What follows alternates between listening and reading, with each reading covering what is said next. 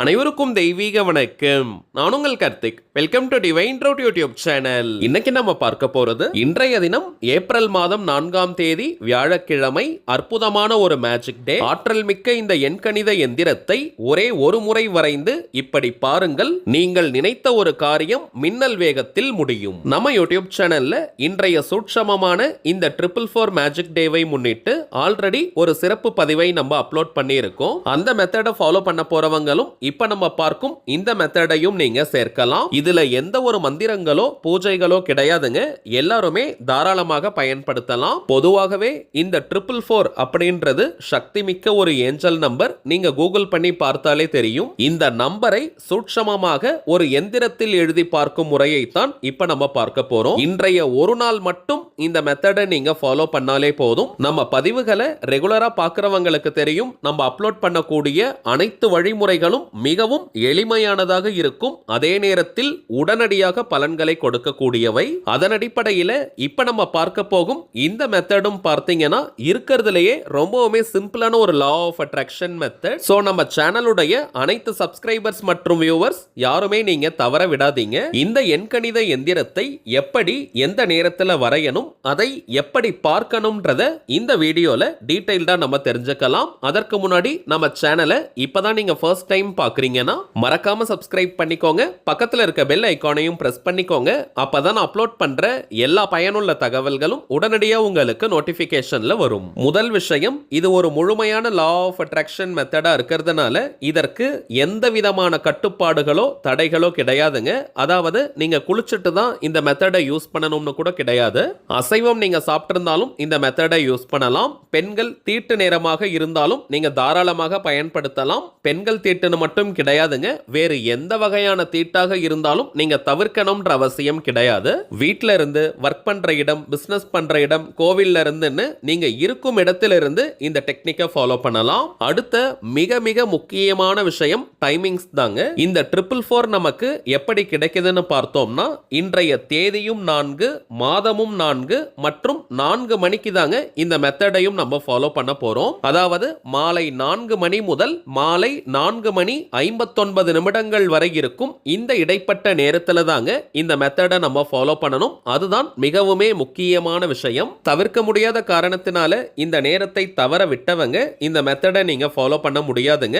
அதற்காக நீங்க வருத்தப்பட வேண்டாம். ஒவ்வொரு மாதமும் சில குறிப்பிட்ட மேஜிக் டேஸ் நமக்கு வரும். நம்ம சேனல்ல அதை தொடர்ந்து பார்த்துக்கிட்டு தான் இருக்கும். சோ அடுத்து வரக்கூடிய மேஜிக் டே அன்னைக்கு இதே போல ஒரு மெத்தடை நம்ம அப்லோட் பண்ணுவோம். அதை நீங்க ஃபாலோ பண்ணுங்க. ஆனால் வாய்ப்பு இருக்கிறவங்க இன்றைய தினத்தை நீங்க தவற விடாதீங்க.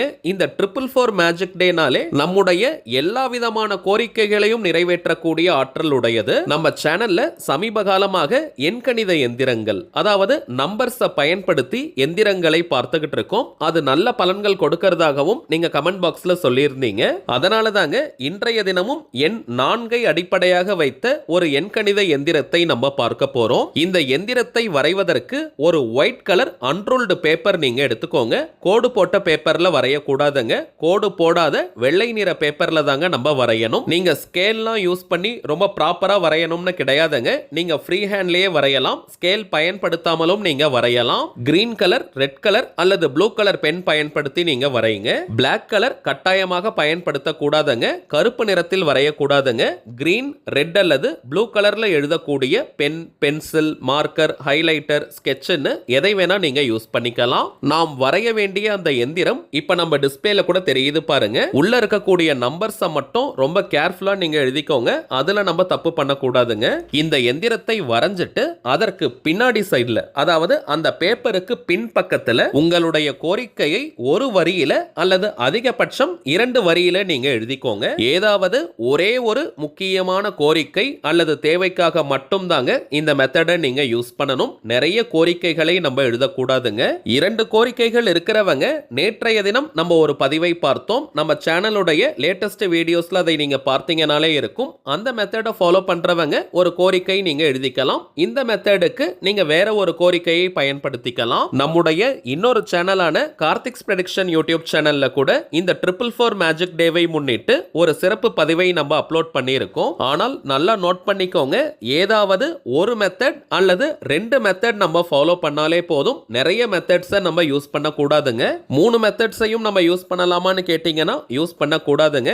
எப்பவுமே எந்த ஒரு லா ஆஃப் அட்ராக்ஷன் மெத்தடாக இருந்தாலும் சரி, அதிகபட்சம் 2 மெத்தடை யூஸ் பண்ணாலே போதும். ஏதாவது ஒரு 2 மெத்தடை நீங்க எடுத்துக்கோங்க. உங்களுக்கு எந்த மெத்தட் கன்வீனியன்ட்டா கம்ஃபர்டபுளா இருக்குமோ அதை நீங்க பயன்படுத்துங்க. 2 மெத்தட் நீங்க யூஸ் பண்றீங்கன்னா 2 மெத்தடுக்கும் ஒரே கோரிக்கையை கூட நீங்க வைக்கலாம், அல்லது வேறு வேறு கோரிக்கைகள் கூட நீங்க வச்சுக்கலாம். சரிங்க, அடுத்த முக்கியமான விஷயம், நம்முடைய கோரிக்கையை எப்படி எழுதணும்ன்றத பார்க்கலாம். உங்களுடைய தேவை அல்லது கோரிக்கை எதுவோ அது நிறைவேறிட்டதாக அல்லது நிறைவேறி கொண்டிருப்பதாக நீங்க எழுதணும். எப்படி எழுதணும்ன்றத சில உதாரணங்களோட நம்ம பார்க்கலாம். இப்ப உங்களுக்கு ஒரு 5 லட்சம் ரூபாய் அவசரமாக பணம் தேவைப்படுதுன்னா, ரூபாய் 5 லட்சத்தை நான் பெறுகிறேன் அல்லது 5 லட்சம் ரூபாயை நான் பெற்றுவிட்டேன், இப்படி நீங்க எழுதணும். எப்படி எழுதக்கூடாதுன்னு பார்த்தீங்கன்னா, 5 லட்சம் ரூபாய் பணம் எனக்கு வேண்டும், 5 லட்சம் ரூபாய் எனக்கு தேவை, இப்படி எழுதக்கூடாதுங்க. அடுத்ததாக, திருமண தடை இருக்கிறவங்க மனம் விரும்பிய மன வாழ்க்கை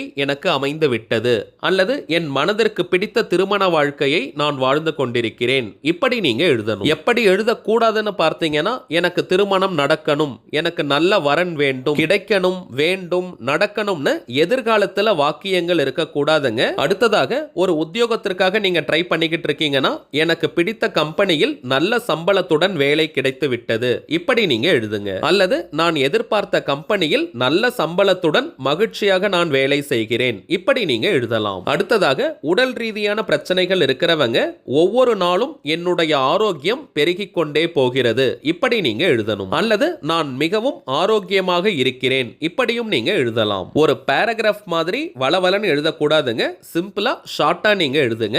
இங்கிலீஷ்ல, தமிழ்ல அல்லது எந்த லாங்குவேஜ்ல வேணாலும் நீங்க எழுதிக்கலாம். நீங்க எந்திரம் வரைஞ்சு வச்சிருக்க அந்த பேப்பருக்கு பின்பக்கத்துல இதை நீங்க எழுதணும். ரெட் கலர், கிரீன் கலர் அல்லது ப்ளூ கலர் பென்ல நீங்க எழுதுங்க.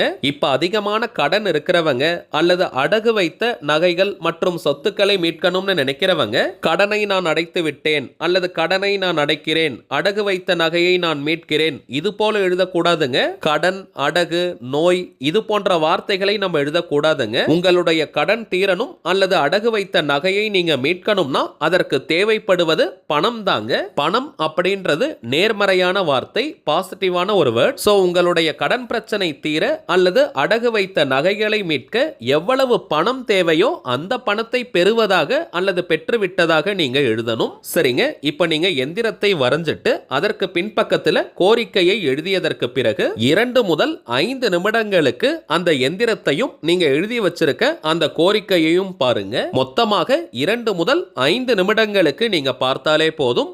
எந்த ஒரு அவசரமும் இன்றி பொறுமையா அமைதியான மனநிலையோட முழு கவனத்துடன் அந்த எந்திரத்தை நீங்க பார்க்கணும். எழுதி வச்சிருக்க ஒவ்வொரு நம்பர்ஸையும் நீங்க நல்லா பாருங்க. லைனா நீங்க நம்பர்ஸை பார்த்துக்கிட்டே வாங்க.